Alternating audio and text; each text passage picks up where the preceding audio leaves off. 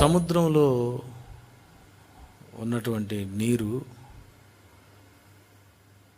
ఉప్పగా ఎందుకు ఉండాలి? సముద్రంలో ఉన్నటువంటి నీరు 3 వంతుల నీరు. సముద్రంలో ఉన్నటువంటి ఆ నీరు అంత ఉప్పుగా ఎందుకు దేవుడు చేశాడు?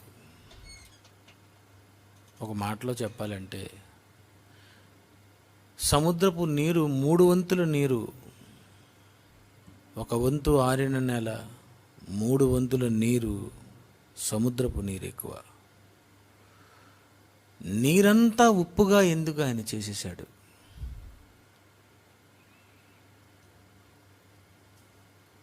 అది ఉప్పు నీరుగా దేవుడు ఎందుకు చేయవలసి వచ్చింది?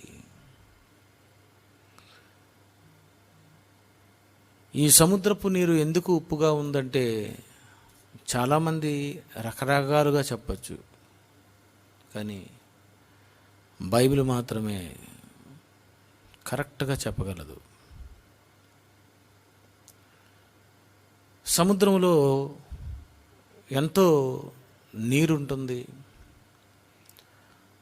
ఆ నీరు త్రాగడానికి ఉపయోగపడదు, ఎందుకంటే చాలా ఉప్పుగా ఉంటుంది. అది కాకుండా సముద్రములో ఉన్నటువంటి ఆ నీటిలోనికి ఎక్కడెక్కడైతే సముద్రపు అద్దరని గ్రామాలు కానీ పట్టణాలు కానీ ఉన్నాయో, ఆ సముద్రంలోనికి ఆ ఊరిలో ఉన్నటువంటి మొత్తం కాలువలన్నిటినీ ఆ సముద్రపు నీరులోనికి పంపించేస్తూ ఉంటారు. మన విశాఖపట్నం గురించి మనం ఆలోచిస్తే, ఇక్కడ ఎప్పుడైనా వరదలు వచ్చినా, తుఫాను వచ్చినా, ఆ నీరంతా చాలా ఫాస్ట్గా మళ్ళీ సముద్రంలోనికి వెళ్ళిపోతుంటుంది. అందుకే విశాఖపట్నంలో ఉన్నటువంటి కాలువలన్నీ, మీ ఇంటి ముందు ఉన్నటువంటి కాలువలు, మీ వీధిలో ఉన్నటువంటి కాలువలు, మీ డ్రైనేజీ సిస్టమ్స్, ఇవన్నీ టోటల్గా ఆ కాలువలో నుండి సముద్రంలోనికి కలిసిపోతూ ఉంటుంది. అంటే సముద్రపు నిండా ఈ ఉప్పు నీటితో పాటు ఎన్నో మలినాలు, చెడు నీరు, శవాలు, అదేవిధంగా డ్రైనేజీ, టాయిలెట్స్, ఇలా ప్రతి సముద్రము ఉన్నటువంటి ప్రాంతాల్లో ఉన్నటువంటి ప్రతి సిటీస్, ఇవన్నీ కూడా వాళ్ళు ఉపయోగించేటటువంటి ఆ చెడు నీరంతా కలిసి ఆ సముద్రంలోనికే వెళ్ళిపోతుంది. ఆ సముద్రంలో నీటిలోనికి వెళ్ళిపోయిన తర్వాత ఆ సముద్రంలో అన్ని దేశాల నుండి వచ్చినటువంటి ఎన్నో కాలువలు, ఎంత ఉంది ప్రపంచం, ఎంత సముద్రం ఉంది, 3 వంతుల నీరు ఉన్నటువంటి సముద్రం ఉన్నటువంటి ఈ భూమి మీద ఎన్నో రకాలైనటువంటి ఇవన్నీ కూడా ఆ సముద్రంలోనే కలిసిపోయి మలినమైపోయి త్రాగడానికి కూడా ఉపయోగకరంగా లేకుండా అది చేపలకు, రకరకాలైనటువంటి వ్యర్థ పదార్థాలకు అది నిలయమైపోయి సముద్రంలో ఉన్నటువంటి ఉప్పు నీరంతా కూడా టోటల్గా కలుషితమైపోయి ఉంది. ఇది మీ అందరికీ తెలుసు. కానీ ఆ సముద్రపు నీటిని దేవుడు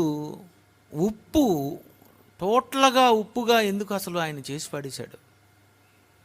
అంటే ఈ కుళ్ళు కాలువలన్నీ ఫ్రెష్గా ఉండాలన్నా, ఈ శవాలన్నీ ఒకవేళ అందులో తేలిపోతూ ఉంటే ఆ ఉప్పుకి అవన్నీ వాసన రాకుండా అందులోనే ముక్కలైపోయి కలిసిపోయి అది ఉండిపోవాలన్న దేవుడు ఉప్పు నీటిని దేవుడు చేశాడు. పిల్లరా, ఉప్పు సముద్రంలో ఉప్పు గురించి ఆలోచిస్తే మరి ఉప్పు అనే దాని గురించి మనం ఒక్కసారి ఆలోచిస్తే ఈ యావత్తు ప్రపంచంలో ప్రతి మనిషి ఎక్కువగా వాడుతున్నది ఉప్పు. ఏ కూరలోనైనా అదే ఉప్పు, చారులోనైనా ఉప్పు, మాంసం కూరలోనైనా ఉప్పు, బిర్యానీలోనైనా ఉప్పు, చేపల కూరలోనైనా ఉప్పు, చేపలు కడగడానికి ఉప్పు. ఇలా మానవ జీవితంలో ఆ సముద్రపు నీటిలో నుండి, ఆ భయంకరమైనటువంటి మలినమైపోయినటువంటి ఆ నీటిలో నుండి మనిషి ఉప్పుని తయారు చేశాడు. ఉప్పు ఎలా పుట్టింది? ఉప్పుని ఎలా తయారు చేస్తారు? ఉప్పు చెట్టు ఉందా? ఏమైనా ఉప్పు చెట్టు, కందిపప్పు చెట్టు ఉంది, కానీ ఉప్పు చెట్టు ఉందా? పత్తి చెట్టు ఉంది కదండి, పత్తి చెట్టు, దూదికాయలు. ఆ పత్తి కాయల నిండా ఆ దూది వచ్చినట్లుగా ఏదో ఒక కాయలో నుండి ఉప్పు వస్తే బాగున్ను. కానీ మనం అనుభవిస్తున్నటువంటి స్వచ్ఛమైన తెల్లటి ఉప్పు, ఈ ఉప్పు వచ్చింది ఆ భయంకరమైనటువంటి మలినాలన్నీ కలిసిపోయినటువంటి ఒక భయంకరమైనటువంటి ఒక మరి కలుషితమైనటువంటి నీటిలో నుండి మానవుడు ఈరోజు ఉప్పును తయారు చేస్తున్నాడు. ప్రియులారా, ఈ ఉప్పును కలుగు చేసి, ఉప్పును తయారు చేసి, నీరు చూస్తే రకరకాలైనటువంటి మరి మలినాలతో కలిసిపోయి ఉంటే, అన్ని కాలువలు కలిసిపోయి అందులోనికి వెళ్ళిపోయి టోటల్గా అదంతా పాడైపోయి ఉన్నటువంటి కలుషితమైపోయినటువంటి దానిలోనూ ఉన్నటువంటి ఆ ఉప్పు నీరుని తీసుకొచ్చి మడులుగా కట్టి, ఆ మడుల్లో వాళ్ళు మరి ఉప్పును తయారు చేస్తూ ఉంటారు. ఇటువైపు శ్రీకాకుళం వెళితే మనం చూస్తాం. నా వెనక ఒక ఫోటో ఉంది చూడండి. అతడు ఆ సముద్రంలో వస్తున్నటువంటి ఆ నీటిని అంతటినీ అతను ఆ మడుల్లో, ఆ పొలాల్లో ఒక అరెకరం, ఒక పావు ఎకరం ఉంటే అవన్నిటినీ అతను ఏం చేశారంటే ఆ నీరంతా కూడా నింపి అందులో నుండి ఉప్పు తయారు చేసి అతడు కుప్ప కుప్పలుగా వేస్తున్నాడు. అతను నీరు చూస్తే చాలా బ్లాక్గా ఉంది, నీరు చూస్తే చాలా కలుషితంగా ఉంది, నీరు చూస్తే అంతా వాసనగా ఉంది. పోనీ అలాంటి ఉప్పు నీరు తీసుకొచ్చి ఎప్పుడైనా మీరు కూరలో వేసుకొని ఎప్పుడైనా వండారా?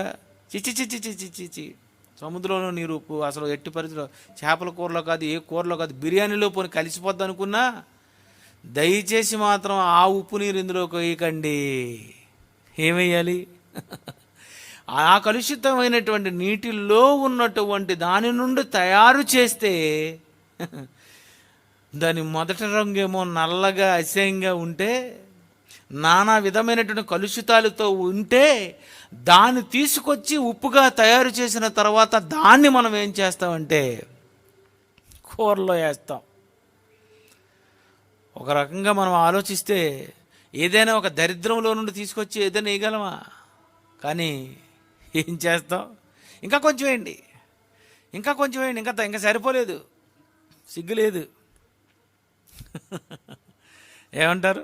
సరిపోలేదు, వేయండి అంటారు. పిల్లరా, యావత్తు ప్రపంచానికి యేసుక్రీస్తు వారు ఒక మంచి పాఠాన్ని చెప్పారు. యావత్తు ప్రపంచానికి దేవుడు ఉప్పు నీటి కొరకు ఒక బ్రహ్మాండమైనటువంటి ఒక లెసన్ చెప్పాడు. ఆయన ఏం చెప్పారో, ఏం మాట్లాడారో మత్తయి సువార్త 5వ అధ్యాయము 13వ వచనం. మత్తయి సువార్త 5వ అధ్యాయము 13వ వచనము. మీరు లోకమునకు ఉప్పై ఉన్నారు. మీరు లోకమునకు ఉప్పు. ఏంటండి? సముద్రములో ఉన్నటువంటి ఆ కలుషితమైనటువంటి నీరులో నుండి తీయబడినటువంటి ఈ ఉప్పు, అది ఉప్పు అయితే యావత్తు ప్రపంచానికి యేసుక్రీస్తు వారు అంటున్నారు, మీరు ఉప్పై ఉన్నారు. మీరు ఉప్పై ఉన్నారా? సముద్రములో నీరు అది ఎలా ఉప్పయింది? బాప్తిస్మము పొందిన నీవు లోకానికి నువ్వెలా ఉప్పయ్యావు? ఆ కలుషితమైనటువంటి నీటిలో నుండి తెల్లగా రావడం ఏంటండి? కలుషితమైపోయినటువంటి నీరు తెల్లగా మారడం అంటే ఇది ఎంత అసంభవం, ఇది ఎంత విచిత్రం, ఇది ఎంత ఆశ్చర్యం. అన్ని కాలువలలో ఉన్నటువంటి నీరంతా కూడా సముద్రంలోనికి కలిసిపోతుంటే, రకరకాలైనటువంటి శవాలు, రకరకాలైనటువంటి చేపలు, రకరకాలైనటువంటి పక్షులు, రకరకాలైనటువంటి టాయిలెట్స్ ఇవన్నీ కలిసిపోయి సముద్రంలో ఉన్నటువంటి దానిలో నుండి తెల్లగా రావడము, ఒక మానవుడు దానిని తెల్లగా ఉప్పుగా చేయడం,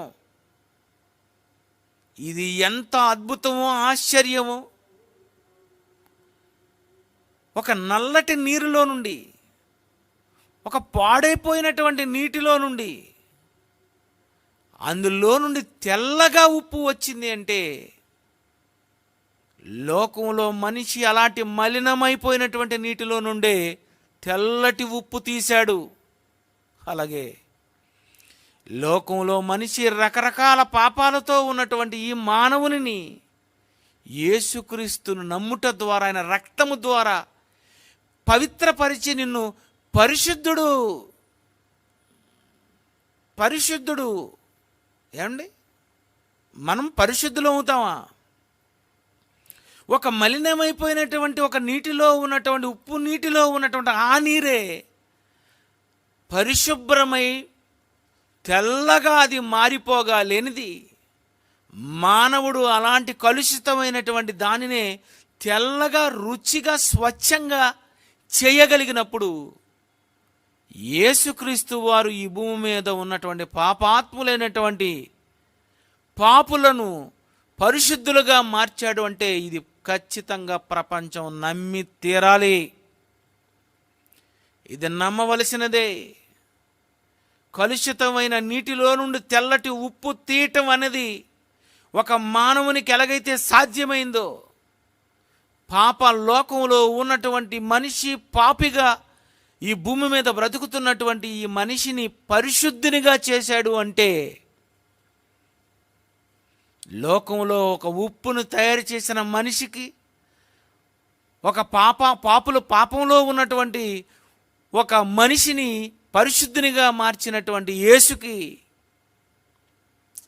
ఇది ఎంత వాస్తవం, ఎంత అద్భుతం, ఇది ఎంత ఆశ్చర్యం ఒకసారి ఆలోచించండి. నిజంగా మనల్ని పవిత్రులుగా చేశాడు, మనల్ని పరిశుద్ధులుగా చేశాడు.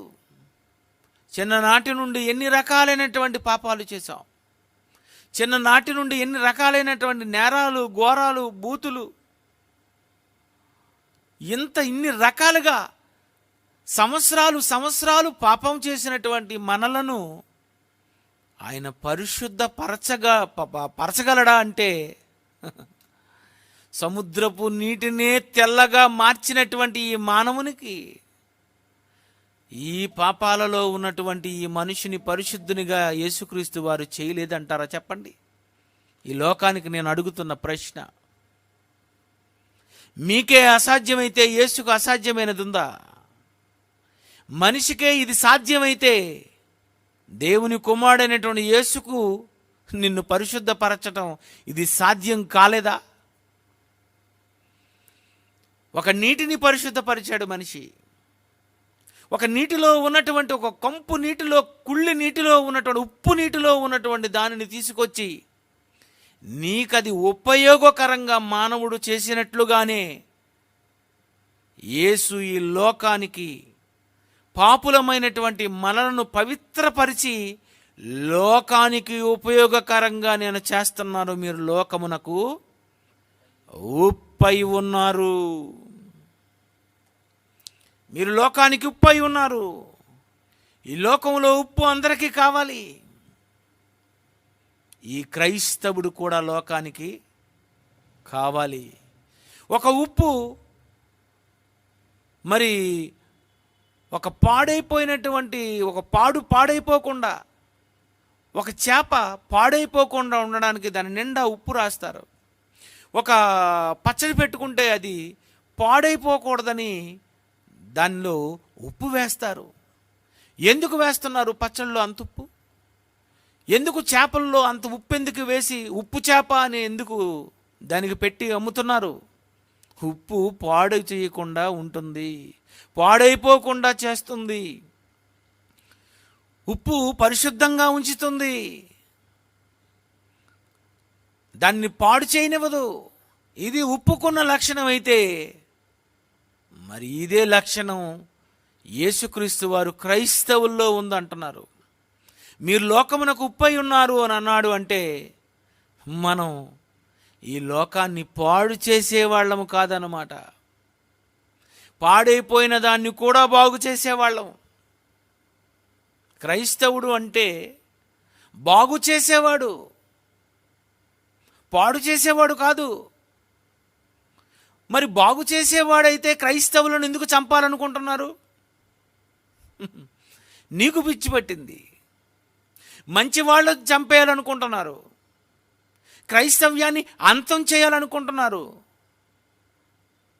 ఒక ఉప్పు కుళ్ళు పట్టకుండా, కుళ్ళు లేకుండా, పాడైపోకుండా చేసే లక్షణం ఉప్పుకుంటే మరి క్రైస్తవుడు ఈ లోకంలో ఉప్పుగా ఉండి ఎంతమందిని బాగు చేయలేదు చెప్పండి?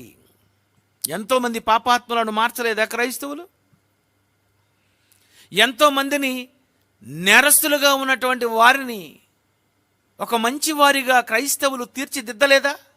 ఎంతమందిని మార్చారు, ఎంతమందిని బాగు చేశారు, ఎంతమందిని మంచివారుగా తయారు చేశారంటే ఈ ప్రపంచ జనాభా 800 కోట్ల మంది అయితే అందులోని 400 మంది పాపాత్ములను, భయంకరమైనటువంటి పాపాత్ములను మార్చగలిగామంటే ఇలా ఆలోచించండి. ఒక క్రైస్తవుడు తప్పు చేయడానికి భయపడతాడు. ఎందుకంటే నేను క్రైస్తవుడిగా మారాను, నేను యేసు ప్రభువు నమ్ముకున్నాను, ఏదో కొంత నేను మంచి కార్యాలే చేయాలని. నిజంగా ఈరోజు క్రైస్తవ్యం పెరగటం వలననే మన వలన నేరాల సంఖ్య తగ్గింది. జాగ్రత్తగా ఆలోచించాలి.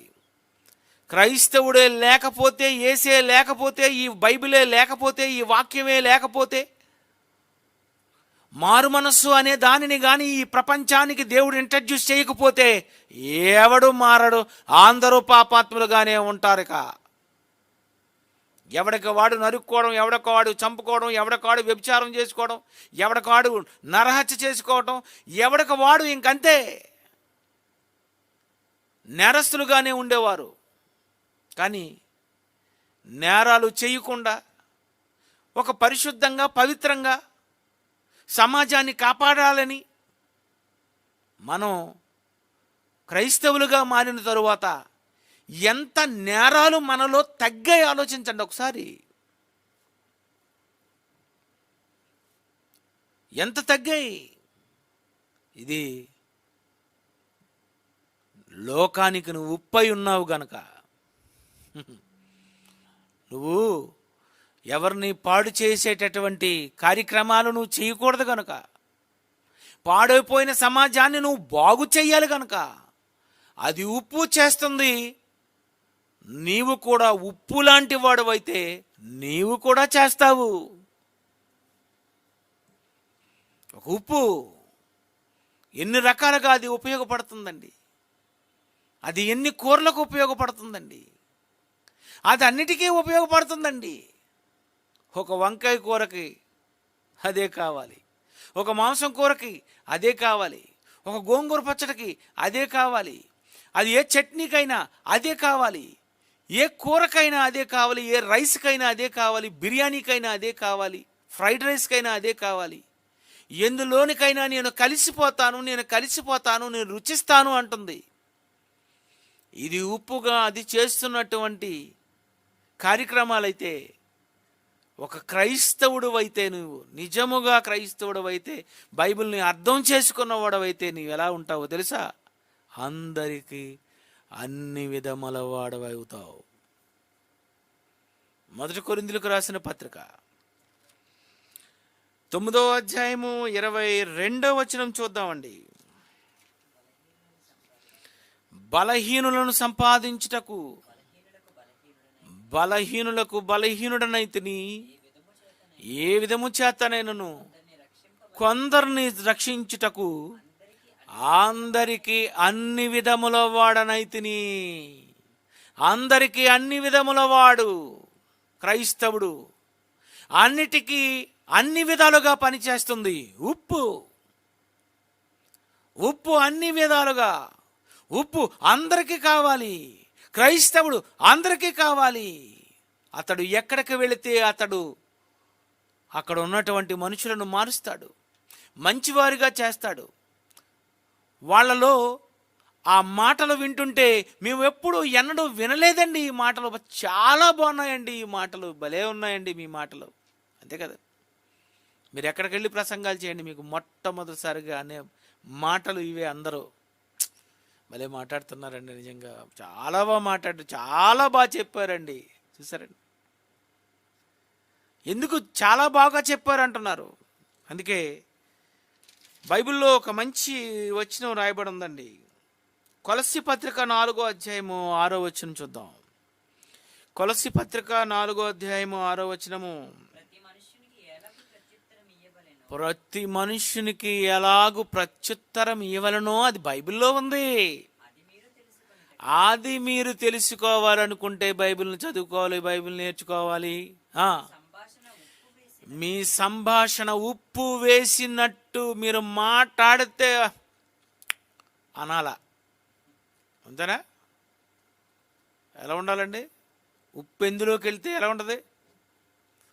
టేస్ట్ వచ్చేస్తుంది. చప్పకున్నది టేస్ట్లో మారిపోద్ది. ఏ కర్రీలో ఎన్నేసి చూసినా నన్నేసి చూడండి అంటది లాస్ట్లో. నువ్వు ఎన్నేసినా మసాలా, లవంగి, దాల్చిన చెక్క, గసగసలు, గుసగుసలు నువ్వేమయ్యు లాస్ట్లో అంటది ఒక్కసారి నాకు అవకాశం ఇయ్యు, ఒక్కసారి. నాకు అప్పుడప్పుడు అలాగే అనిపిస్తుంది ప్రసంగాల టైముల్లో. నాకు ఎప్పుడు వస్తుందా ప్రసంగం అనుకుంటాను, అలాగే అనుకుంటాను. ఒక్కసారి నాకు వస్తే, నాకు ఇస్తే అవకాశం అనిపిస్తుంది నాకు. మీకు అలాగే కదండి అనిపిస్తుంది.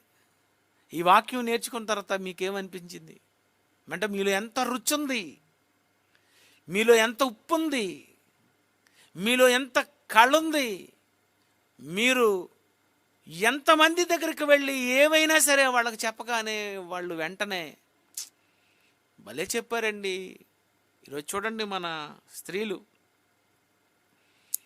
చాలా కాలం నుండి స్త్రీలు ఇక్కడ మంచి సువార్త చేస్తున్నారు. ఈ మధ్యన ఇంకా బాగా శుభ కానీ, దీవెన కానీ, మరి ధరణి కానివ్వండి, వసంత, సుజాత, ఇంకా చాలామంది మన బీఓయూఏలో ఉన్నటువంటి ఎంతోమంది స్త్రీలు, కర్నూలులో దాసు భార్య స్వరూప కానివ్వండి, చాలామంది అండి మన దగ్గర ఉన్నటువంటి వాక్యాన్ని నేర్చుకున్నటువంటి స్త్రీలు ఏంటి, వీళ్ళు వాక్యం చెప్పడం ఏంటండి, వీళ్ళు సభలకు వెళ్ళడం ఏంటండి, వీళ్ళు ప్రజలను మార్చడం ఏంటండి, వీళ్ళు స్త్రీలను మార్చడం ఏంటండి. విచిత్రం ఏంటంటే, నేను ఎన్ని పాటలు కట్టినా వాళ్ళు పాటలో ఒక మంచి మాట వాడారు, స్త్రీ సైన్యం. అసలు ఏంటండి, అసలు పదం ఏంటండి ఆ మాట, ఎంత మంచి మాట అండి అది. చూసారండి, ఇంకో మేమంతా కూడా ఒక సైన్యం. అంటే యేసు చెప్పినట్లుగా మీరు లోకమునకు ఉప్పై ఉన్నారు. ఒక అరిస్టాటిల్ చెప్పలేదు, ప్లేటో చెప్పలేదు, న్యూటన్ చెప్పలేదు, ప్రపంచంలో ఏ సైంటిస్ట్ చెప్పలేదు, ఎవడో చెప్పలేదు. ఒకవేళ లోకంలో ఎవరు చెప్పినా మన ఉప్పు దగ్గర వాళ్ళు ఉప్పు పనిచేయదు, చాలా తక్కువ అది. వాళ్ళు అన్ని విషయాల్లోనూ రుచించరు. మనం సైంటిఫిక్గా, ఆత్మీయంగా, మరి ఎన్ని రకాలుగా సకల శాస్త్రాలు మన దగ్గర ఉన్నాయి. రకరకాలైనటువంటి ఎన్ని సబ్జెక్ట్స్ మన దగ్గర ఉన్నాయి, ఎన్ని టైటిల్స్ అండి. మేము మా వెనక పెడుతున్నటువంటి ఈ టైటిల్స్ అన్నీ ఎన్ని టైటిల్స్ అండి. ఈరోజు టైటిల్ చూడండి ఎంత గమ్మత్తుగా ఉందో. సముద్రంలో నీరు ఉప్పుగా ఎందుకు ఉండాలి?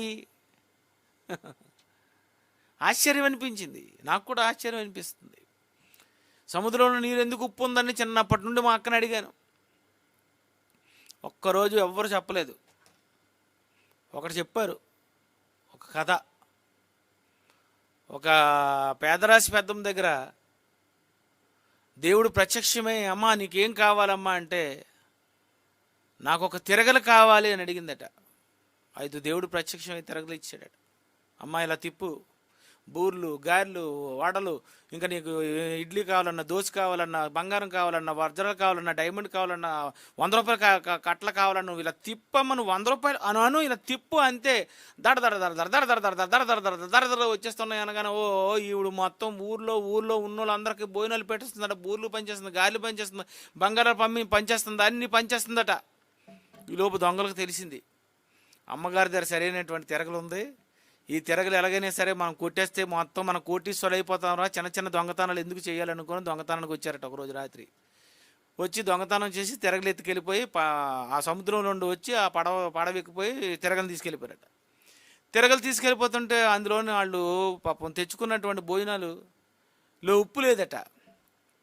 ఒరే ఎలాగరా బాబు, మొత్తం అన్నం అంతా చెప్పకుంది, ఇదేంటి అసలు ఉప్పు లేదు, ఏం చేద్దాం రా, తిరగలు ఉంది కదరా తిప్పండి రా అని అన్నాడట.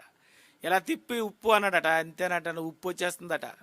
ఉప్పు వస్తే ఉప్పు అంతా వేసుకొని హాయిగా తిన్నారట. ఉప్పు ఆగడం లేదు. ఉప్పు అంటే వస్తుందని తెలుసు తప్ప ఆపడానికి ఒక మాట ఉందనే సంగతి వాళ్ళకి తెలియదు. ఈలోపు దొంగతనం చేసి ఎక్కిపోయి ఈ ఉప్పు అనేసారు కదండి. ఇంకా ఈ పడవంతా ఉప్పయి పెరిగిపోయి పడవంతా మునిగిపోయి వీళ్ళు చచ్చిపోయి తిరగలి సముద్రంలో పడిపోయి ఈ సముద్రంలో తిరగలి ఇంకా తిరుగుతూనే ఉందట. అందుకే సముద్రపు నీరు ఉప్పుగా ఉంటుంది అని ఒక పిట్టక చెప్పారు. బాగుంది కదండి చిన్నప్పుడు. అందుక నేను అనుకున్నాను, అయితే ఇప్పటికీ తిరగలు ఎక్కడుందా, తిరగలు ఎప్పటికైనా తీయాలనుకున్నాను నేను. సముద్రపులో నీరు ఎందుకు ఉప్పగా ఉందంటే చెప్పారు. వినసొంపుంది, బాగుంది. కానీ సముద్రంలోని నీరు ఉప్పుగా ఎందుకు ఉండాలి? అందులో తిరగల వల్లనేది ఉప్పు అవ్వలేదు. దేవుడు సృష్టించినప్పుడు తిరగలేము అందులో నేయలేదు. ఆయనే నీటిని ఉప్పుగా చేశాడు.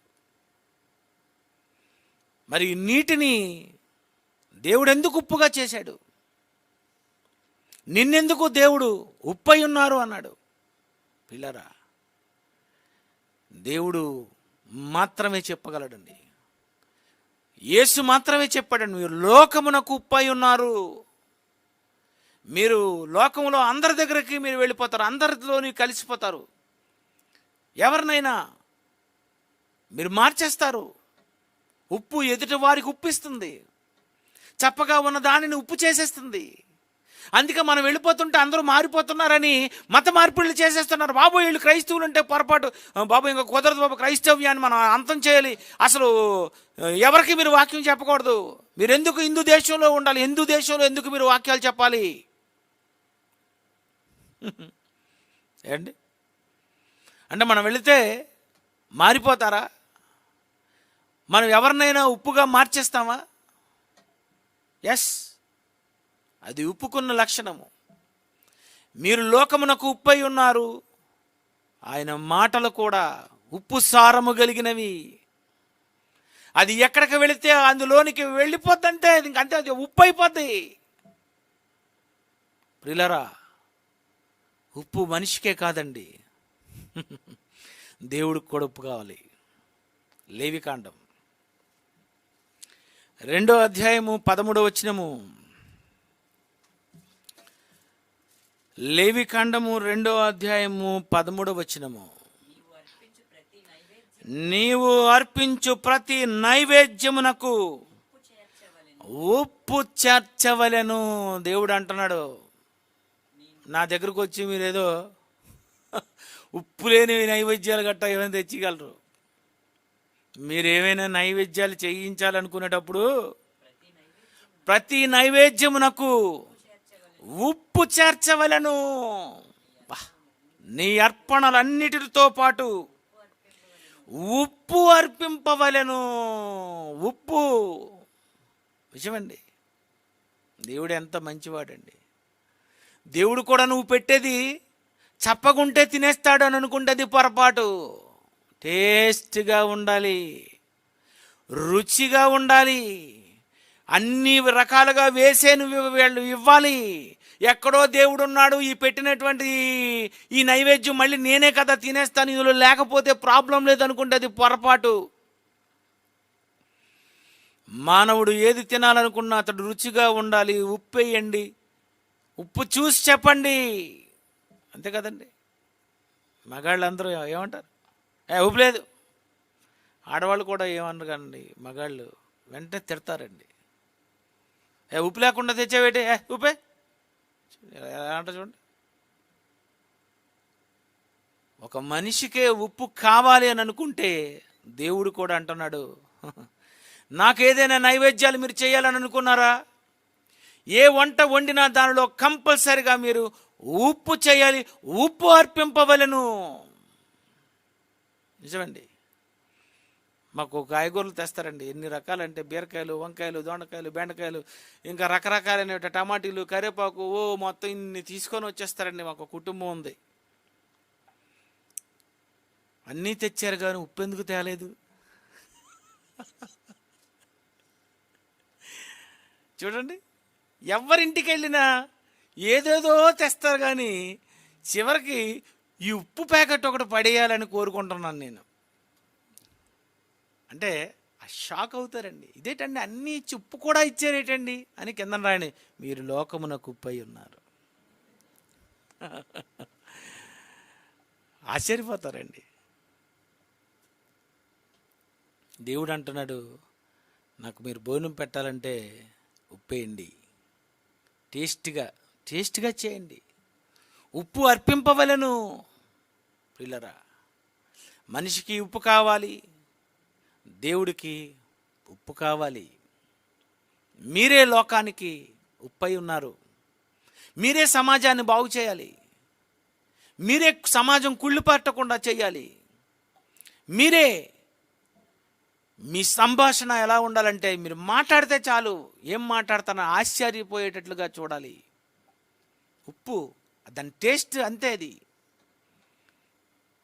ప్రియమైన దేవుని పిల్లరా, క్రైస్తవుడు అంటే అతడు నోరు విప్పాడు, నిలబడ్డాడు అంటే చాలు జనం ఎలా ఉంటుందో ఈ టేస్ట్. ఈరోజు ఏ టేస్ట్, ఈరోజు ఏమిస్తారు, ఏం చెప్తారు అని ప్రజలు చూస్తారు. క్రైస్తవుడు కూడా మీరు ఉప్పై ఉన్నారు అని యేసుక్రీస్తు వారు అన్నారు కనుక నా సంభాషణ ఉప్పులా ఉండాలి అని క్రైస్తవుడు కూడా గ్రహిస్తాడు. అందుకే బైబిల్ ఓపెన్ యూనివర్సిటీ ఇండియా ఇంటర్నేషనల్లో ఎవరు ప్రసంగం చేయనివ్వండి, వెరీ వెరీ టేస్ట్, చాలా బాగుంటుంది. పిల్లరా, ఈ లోకానికి దేవుడు 3 వంతుల ఉప్పు సముద్రాన్ని దేవుడు కలిగించాడు. ఎందుకు కలిగజేశాడు? పాడు చేశాడా నీరు? ఎందుకు ఆయన నీటినంతటిని, సముద్రములో ఉన్నటువంటి నీటిని, చెరువుల్లో నదుల్లో నీళ్లు ప్రక్కన పెట్టండి, సముద్రంలో ఉన్నటువంటి నీటిని 3 వంతుల నీటిని ఎందుకు ఉప్పుగా మార్చాడు? ఎందుకు మార్చాడు? ఎందుకు చేశాడు?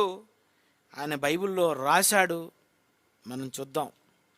2 రాజులు 2వ అధ్యాయము, 2 రాజులు 2వ అధ్యాయము 21వ వచనం చూడండి. 2 రాజులు 2వ అధ్యాయము 21వ వచనము. నీవు నీటి ఊట యొద్దకు పోయి అందులో ఉప్పు వేసి యెహోవా సెలవిచ్చినదేమనగా ఈ నీటిని బాగు చేసి ఉన్నాను గనుక ఇక దీని వలన మరణము కలుగకపోవును. చూడండి, ఉప్పు వలన నీరు పరిశుద్ధం అయిపోతుందట. ఊటలలో ఉప్పు వేశారు అంటే చాలా తాజాగా నీరు ఉంటుందట. చూడండి, నీటిని ఊట దగ్గర ఉబుకుతున్నటువంటి నీటి ఊటల దగ్గరట ఉప్పు వేయాలంటున్నాడండి. శాస్త్రవేత్తలారా, చేసి చూడండి ఎంత అద్భుతం జరుగుతుందో. ఇక దీని వలన మరణము కలుగకపోవును, భూమియు నిస్సారముగా ఉండదు. బా, ఇదన్నమాట సంగతి. భూమి నిస్సారముగా ఉండదు. భూమి సారవంతంగా ఉండాలి అంటే, నువ్వు వేస్తున్నటువంటి ప్రతి గింజ మొలగెత్తాలి అంటే, ఎప్పటికప్పుడు పొలాలు సారవంతంగా మారిపోవాలి అంటే, పైనుండి పడుతున్నటువంటి వర్షము వలన సారం వచ్చేస్తుందని నువ్వు అనుకుంటున్నావు. కానీ దీనికంటే ముందు ఒకటి జరిగింది. సముద్రములో ఉన్న ఉప్పు నీటి వలన యావత్తు భూమి అంతా కూడా సారంగా ఉందన్నమాట. చూసారా ఏం చెప్తున్నాడు ఆయన? ఉప్పు కానీ ఒకవేళ ఈ సముద్రములో ఉప్పు కానీ ఉంటే ఈ ఆరిన నేలంతా కూడా ఏమవుతుంది? సారవంతమైనటువంటి నేలగా మారిపోతుందట. నువ్వు వేస్తున్నటువంటి విత్తనాలు ఎందుకు మొలకెత్తాలి? అవే మట్టిలోనికి ఆ సారం ఎలా వస్తుంది? 10 మందిని పిల్లలు కనేసరికల్లా ఆవిడ మొత్తం అంతా ఇంకా కనలేదే. 100 మందిని పిల్లల కంటే ఆమె ఎలా అయిపోతుంది? ఎన్నో వందల సంవత్సరాల నుండి అదే ఎకరాలలో నువ్వు విత్తనాలు జల్లి జల్లి జల్లి జల్లి జల్లి జల్లి ప్రతి సంవత్సరము పంట కోస్తున్నావు అంటే ఆ భూమికి ఆ సారం ఎలా వచ్చింది? విత్తనాలలో జీవమున్నా మట్టికి సారం ఉండాలి. ఆ సారం రావాలంటే 3 వంతుల ఈ నీటిలో ఉప్పు నీరు ఉండాలి. ఈ నీరంతా భూమి మీదే ఉంది. ఇదంతా ఈ భూమి మీద, ఈ భూలోకంలోనే ఉంది. ఈ ఉప్పు నీరు ఇదెందుకు సారంగా ఉండాలి? ఇదెందుకు పండాలి? నువ్వు వేసినటువంటి విత్తనాలు ఎందుకు మొలకెత్తాలి? ఆ మట్టికి ఆ సారం ఇవ్వాలంటే కంపల్సరిగా నువ్వు అందులో ఉప్పు ఉండాలట. ఉప్పు మళ్ళీ చదువునా. అతడు ఆ నీటి ఊట యొద్దకు పోయి అందులో ఉప్పు వేసి యెహోవా సెలవిచ్చినదేమనగా ఈ నీటిని నేను బాగు చేసి ఉన్నాను. ఉప్పుతో నీటిని బాగు చేశాడట. నీటిని బాగు చేయాలంటే ఉప్పు. కనుక దీని వలన మరణము కలుగకపోవును, భూమియు నిస్సారముగా ఉండదు. ఏ వాక్యం అండి! ఈ వాక్యం చెప్పినందుకు బైబిల్కి ఏ అవార్డు ఇస్తావు? గిన్నిస్ వరల్డ్ రికార్డ్స్లో ఈ వాక్యాన్ని చేర్చాలి యావత్తు ప్రపంచం. ఏ scientist, a farmer, A agricultural ఎవడు కూడా చెప్పలేడు ఇది. ఎందుకు సముద్రంలో నీరంతా కూడా ఉప్పు ఉంది? 3 వంతుల నీటంతని ఉప్పుగా ఎందుకు మార్చాడంటే, నువ్వున్నావు, నీకు ఆరిన నేల కావాలి, నువ్వు వేసిన విత్తనం మొలకెత్తాలి అంటే, దానిలో సారం ఉండాలంటే ఉప్పు నీరు ఉండాలి. అది ఉప్పు నీరుగా ఉండాలి. అది ప్రియమైన దేవుని పిల్లరా, ఉప్పు. సముద్రంలో అంతా నీరు ఎందుకు మారిపోయింది? ఎందుకు దేవుడు చేశాడు? నేల సారం కొరకే దేవుడు చేశాడు. పిల్లరా, మానవ జీవితంలో మనుషులు మలినాలు తీసేసుకోవాలి అంటే ఏముండాలి? నువ్వు వాడుతున్నవే పేస్ట్. ఆ పేస్ట్లో ఏముంటుందో తెలుసా? యాడ్ అయ్యిరా ఒకసారి. లూకాసు వార్త 14:35 వచ్చింది చూడండి. లూకాసు వార్త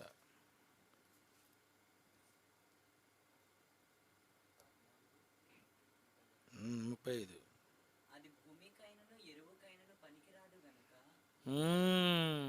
ఉప్పు నిస్సారమైతే అది భూమికైనను ఎరువుకైనను పనికిరాదు.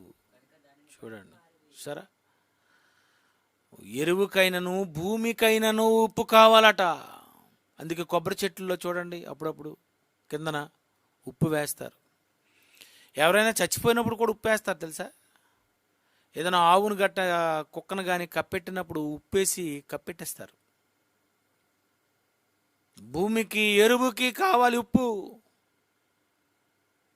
ప్రియులారా, మీరు వాడుతున్నారే సబ్బులు, సోప్స్, డిటర్జెంట్, ఈ సోప్స్లో ఏముంటుంది అనుకున్నారు? మీ బట్టలకున్న మురికంతటిని తీయాలి అంటే ఆ సోప్స్లో ఏముంటుంది తెలుసా? ఉప్పు, సోడియం. ఒక స్లిప్ పంపించాను. నిజంగా బైబిల్ ఏంటండి, బైబిల్లో ఇంత మంచి మాటలు ఏంటండి, ఏ బడులలో నేర్పించనేటువంటి ఈ మంచి విలువైనటువంటి జ్ఞానయుక్తమైనటువంటి ఉప్పు వేసినట్టుగా సంభాషణ ఉండాలి అంటే ప్రియమైన దేవుని పిల్లరా, బైబిల్లో దేవుడు వ్రాయించినటువంటి మాటలు ఎంత నిజం. మీరు లోకమునకు ఉప్పై ఉన్నారు అని అంటే మన యొక్క స్టేటస్ ఏంటి, మన టాలెంట్ ఏంటి? క్రైస్తవుడు అంటే ఈరోజు చాలామంది చాలా చిన్నగా అనుకుంటున్నారు. కాదు, క్రైస్తవుడు అంటే అందరివాడు. క్రైస్తవుడు అంటే అన్ని విధముల వాడు. క్రైస్తవుడు అంటే అందరికీ రుచినిచ్చేవాడు. పిల్లరా, యావత్తు ప్రపంచానికి మరి ఉప్పు ఎంత అవసరమో, అది లేకపోతే ఎంత విలువైనదైనా, ఎంత పెద్ద వంటకమైనా అది ఆ ఉప్పు లేకపోతే అది పనికిరాదండి. తినడానికి అది రుచి ఉండదు. ఎందుకో మనం వద్దంటాం. ఈ ఉప్పు సముద్రంలో నుండి తీయబడినటువంటి ఉప్పు, అది ఉప్పు నీటిలో ఉన్నంత వరకు దానికి విలువ లేదు. ఈ ఉప్పు నీటిలో ఉన్నంత వరకు దానికి విలువ లేదు. కానీ అది ఉప్పు నీటిలో నుండి వచ్చిన తరువాత దానికి విలువ పెరిగిపోయింది. అలాగే నువ్వు పాపిగా ఉన్నంత వరకు నీకు విలువ ఉండదు. ఒక్కసారి యేసును నువ్వు పరిశుద్ధునిగా మారు. ఆ యేసు రక్తం వలన, ఆ యేసు వాక్యాల వలన నువ్వు పరిశుద్ధుడిగా మారి ఒక క్రైస్తవుడిగా నువ్వు మారినట్లయితే, నువ్వు క్రైస్తవుడు కానంత వరకు నువ్వు ఎవరికీ ఉపయోగపడని వాడివే. కానీ క్రైస్తవుడవైన తరువాత నువ్వు అందరికీ ఉపయోగకరంగా ఉండవలసినటువంటి వాడవు. అందుకే పౌలు గారు చెప్తారు, అంతకు మునుపు ఇతడు పనికిరాని వాడే, కానీ ఇప్పుడు అతడు నాకు పనికొస్తున్నాడు. నిజం. మన సంఘంలో ఉన్న వాళ్ళందరూ ఏమి టాలెంట్ అండి. స్త్రీలు కానీ పురుషులు కానీ ఈ మహాజ్ఞానాన్ని నేర్చుకున్న తర్వాత అసలు మీ టాలెంట్ ఎంత వండర్ఫుల్ అండి. ఎన్ని సాధిస్తున్నారు, ఎన్ని సభలు పెడుతున్నారు, ఎన్ని ధర్మకార్యాలు చేస్తున్నారు. ఉదయాన్నే డైరెక్టర్ గారు ప్రసంగంకి ముందు అందరూ చేస్తున్నటువంటి ధర్మకార్యాలు చూస్తుంటే నిజంగా మీకు ఆనందం అనిపించలేదు. నాకైతే ఎంత సంతోషం అనిపించిందో. హైదరాబాద్ నగరంలో గౌతమ్, ఆ శ్రీను, వాళ్ళందరూ ఎవరెవరో ఉన్నటువంటి పేదలైనటువంటి వారికి రగ్గులు కప్పి వాళ్ళకి పళ్ళిచ్చి, ఏటండి అలా మారిపోయారు ఏటండి. డైరెక్టర్ గారు బర్త్డే నాడు నిజంగా మీ అందరికీ చెప్తున్నాను, మీ అందరికీ నమస్కారం చేస్తున్నాను. ఎంత అద్భుతంగా చేశారండి, ఎంత అద్భుతం. అందరికీ మీరు భోజనాలు పెట్టి, అందరికీ మరి ధర్మం చేసి, మీ వంతు సహాయాన్ని మీరు చేశారంటే ఖచ్చితంగా మీరు ఉప్పై ఉన్నారు.